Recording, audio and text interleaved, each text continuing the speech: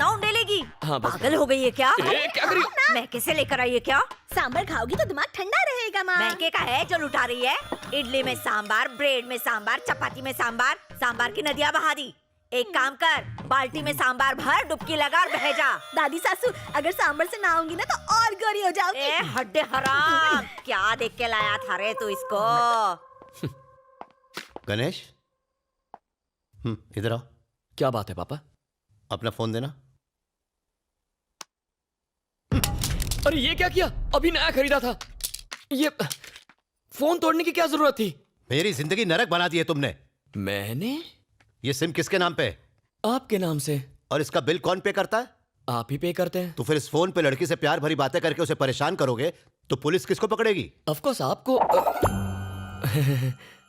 वो मैं इस राज्य के सीनियर आईएएस आईपीएस ऑफिसर्स मेरे कमरे के बाहर वेट करते हैं सिर्फ मुझसे बात करने के लिए। लेकिन आज एक एसपी ने मुझसे शिकायत की, सर लड़की का चक्कर छोड़ दीजिए, आप तो शादीशुदा हैं, ये सब आपको शोभा नहीं देता। तुम्हारी वजह से मुझे लेक्चर देकर गया, उसकी नजरों में मेरी इज्जत क्या रह गई? हाँ। कौन है वो बदनसीब? हमारे एरिया की एमएलए है। अरे वाह, इससे कम पोस्ट की लड़की नहीं मिली।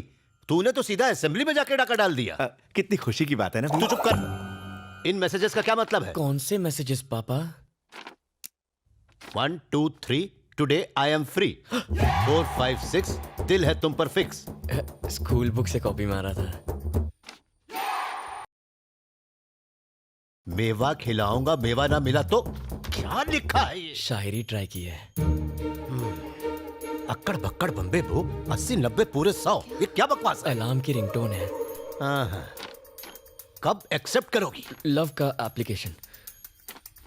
ये बताओ तुम कब गिरोगी? लव में। तुम कब करोगी? फोन तुझे तो मैं कर रहे।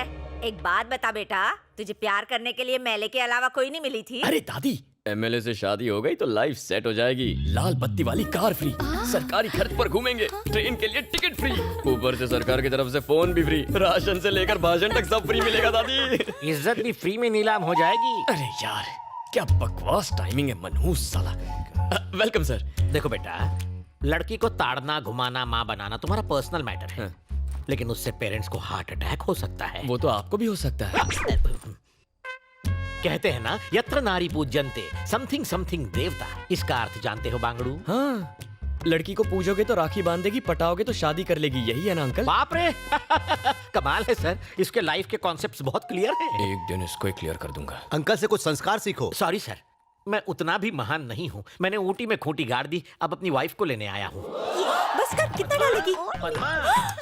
मेरे स्वामी आ गए, मुझे कुछ नहीं खाना। अरे क्या हो गया, ऐसे सच धज रही है मानो कोई लड़का देखने आने वाला हो। भाई टकरू आया है ना। ऐसा मत बोल, मेरे लिए तो वो आज भी हीरो है। काय का हीरो चपड़गंजू तो लगता है। अभी तो उसके साथ घर जाएगी, खाना बनाएगी उसके लिए, वो खाना खा के खर्राटे मार के सो जाएगा। अब बुढ़ऊ से उम्मीद भी क्या करेगी? जवानी बर्बाद करी काय को। ए भैंस, मेरी बुराई कर करके और कितनी मोटी होगी। पद्मा, अब घर चलें? पाइपलाइंस के लिए 8 करोड़ सैंक्शन करवाए। अब आपको पीने के पानी के लिए यहाँ वहाँ भटकना नहीं पड़ेगा। मेट्रो का काम भी जल्द शुरू होगा। मैडम की प्रेस वालों के साथ मीटिंग है, आप लोग जा सकते हैं। MLA madam, I love you. ये कुत्ते की दुम यहाँ? मैं आपका सच्चा फैन हूँ मैडम, आपके लिए ये फूल लेकर आया हूँ। कहाँ जा रहा है? उसे जाने दे, मैडम का लवर है ये। सारे काम साथ में करते हैं, डिटेल्स बाद में बताऊंगा। आने दो। आपकी तरह ये भी मेरा फैन है। हाँ सही कह रही है, मैं एक फैन हूँ। आप लोग जाइए, मैडम महान है। मार ही डालोगी। क्या नाम है? गणेश उर्फ गना। गणेश, करते क्या? फिलहाल तुम्हें पटा रहा हूँ। तुम्हें नहीं लगता कुछ ज्यादा ही फ्रैंक हो? मैं तो बचपन में इससे भी ज्यादा फ्रैंक था। क्या कहा? तुम बचपन में क्यों नहीं मिली मुझे? कुत्ते की तरह मेरे पीछे क्यों घूम रहे हो? क्यों, तुम वोट मांगने हमारे आगे पीछे नहीं घूमती? अपने अपने इंटरेस्ट की बात है, डिमांड एंड सप्लाई। ओह, तेरे एक वोट से जीती हूँ क्या बेसाले? एक वोट से घड़ा भरता है। भूल गई तुमने हमारी कॉलोनी में आके हमसे प्रॉमिस किया था। मैं कब आई वहाँ पर? आई थी पिछले इलेक्शन में। शास्त्री कॉलोनी आई थी या नहीं? आई थी। एक ओपन जीप में आई थी ना? हाँ तो क्या? तुमने कहा प्यारे नागरिकों, कहा था ना? कहा होगा। फ्लाइंग किस दी थी ना? कहा था तुम सब मेरे हो, कहा था ना? हाँ तो उसी दिन से मैं तुम्हारा हो गया। अबे, वो मैंने तेरे को पर्सनल कहा था क्या? वो सब मैं नहीं जानता, मैंने तो पर्सनली ले लिया ना। तेरी तो सब देख रहे हैं तुम्हें। बाद में देखती हूँ तुझे, साला लुच्चा लफंगा कहीं का। अरे MLA madam, I love you. चप्पल से मारूंगी तुझे। आपका सबसे बड़ा फैन हूँ, मार डालो। We want justice. We want उसने रेप किया है, फांसी तो होनी ही चाहिए। We want justice. We want justice. We want justice. We want justice. We want justice. We want justice. We want मेरा आज का काम खत्म हो गया, आप चले। चाचू मुझे एक केस करना है। किस पर केस करेगा? उस एमएलए पर। एमएलए पर करेगा? हाँ, मेरा कॉल अटेंड क्यों नहीं करती? अबे ये भी कोई बात हुई? अरे साइकिल की चोरी पर केस हो सकता है, उसने तो मेरा दिल चुरा लिया है, केस तो बनता ही है। कोई कदम लागू नहीं होती। मार देगा क्या इसे? चल उठ जा, निकल दे। ये मामला क्या है? एमएलए यहाँ क्या कर रही है? आज 28 जनवरी को महिमा रेप एंड मर्डर केस की फाइनल हियरिंग होने जा रही है। जनता महिमा को सपोर्ट करने के लिए अदालत के बाहर प्रोटेस्ट कर रही है। अब देखने वाली बात ये है कि अदालत वीरेंद्र को सजा देती है या फिर उसे इस केस से बाइज्जत बरी करती है, क्योंकि वीरेंद्र बिजनेसमैन प्रसाद कुमार के बेटे हैं।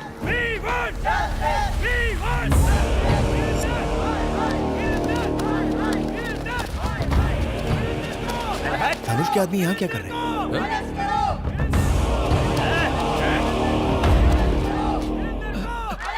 मैडम, हमारे वकील साहब अभी तक नहीं आए। साइलेंस।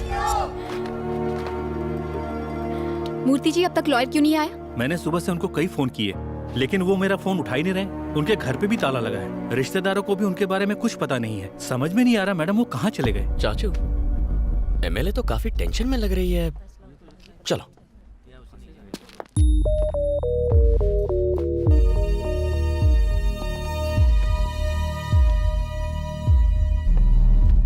नमस्ते सर।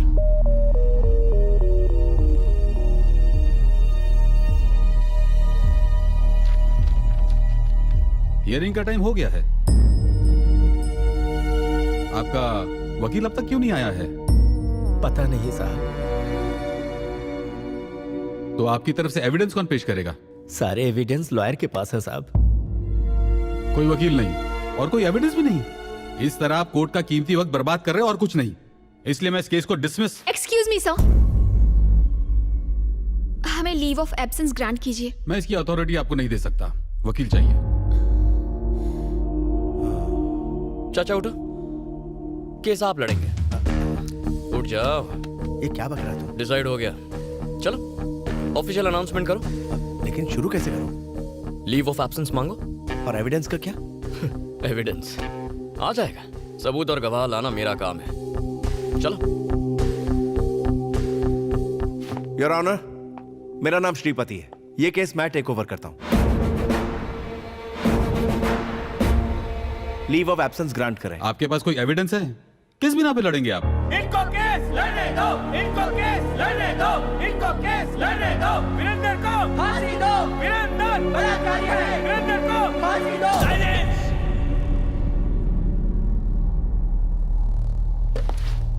खामोश। Objection your honour. किसी भी केस में क्या चाहिए? सबूत और गवाह चाहिए। न्याय मिलेगा, मगर कब? जब गुनाह साबित हो। लेकिन अखबार में हेडलाइन छपने से या किसी न्यूज चैनल के कहने से या लोगों के आवाज उठाने से या किसी एक एमएलए के सपोर्ट से केस का फैसला नहीं होता। जज साहब, जज साहब, रात को अगर रेप हो तो अगली सुबह लड़की 6 महीने की प्रेग्नेंट नहीं होगी, ये आप भी जानते हैं।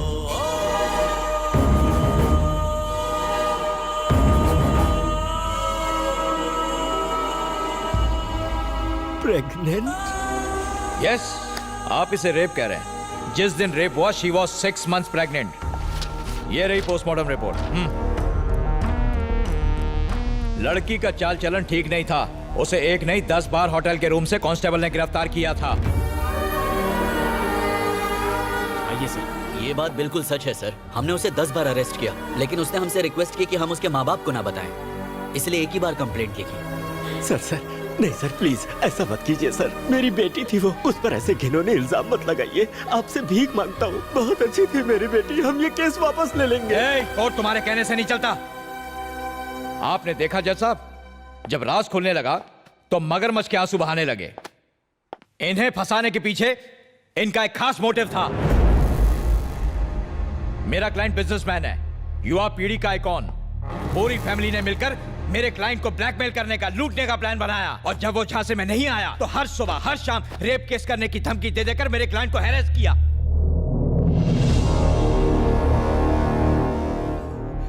इनकी बेटी धंधा करती थी, वीरेंद्र को ब्लैकमेल करके उससे मोटी रकम ऐंठना चाहती थी। सारे एविडेंस भी यही कहते हैं। और ये ना सिर्फ मेरा दावा है, this is the only truth.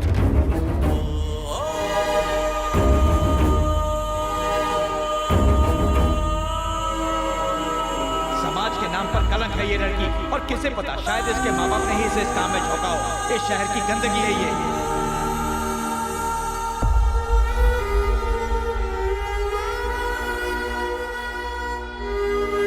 ऐसे लोगों को इस समाज में रहने का कोई हक नहीं है जज साहब।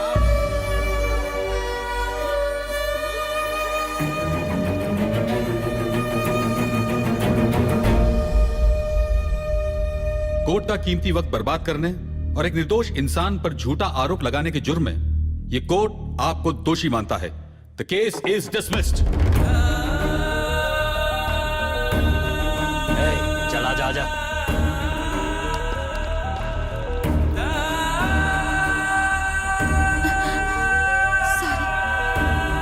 सुखी रहो बेटी।